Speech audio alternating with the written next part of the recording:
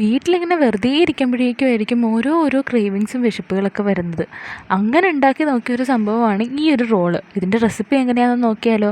First തന്നെ എടുത്തോ ഒരു നല്ലൊരു പൊറോട്ടയോ ചപ്പാത്തിയോ എന്ത് വേണമെങ്കിലും ഇതിന് നമുക്ക് എടുക്കാവുന്നതാണ്. ഓക്കെ. പൊറോട്ടയുടെ മുകളിൽ ഇന്നലത്തെ അൽഫാമിൻ്റെ ചിക്കൻ അത് നമ്മൾ ഗ്രൈൻഡറിനകത്തിട്ട് അടിച്ചിട്ട് അങ്ങ് വെക്കുക.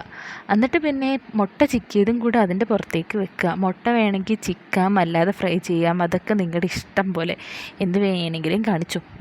അത് കഴിഞ്ഞിട്ട് പിന്നെ ഇതിന് വേണ്ടി സോസ് വേണം. കെച്ചപ്പോ സോസോ അല്ലെങ്കിൽ പിസ്സ പാസ്ത സോസോ എന്ത് വേണമെങ്കിലും യൂസ് ആക്കാവുന്നതാണ്. ഞാനിവിടെ ഈ ഒരു സംഭവമാണ് എടുത്തിട്ടുള്ളത്.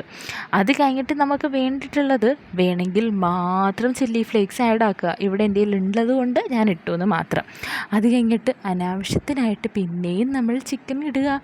കഴിച്ചു. അടിപൊളി റാഹത്തായി. അപ്പോൾ എല്ലാവരും ഒന്ന് ട്രൈ ചെയ്ത് നോക്കുക. ബൈ.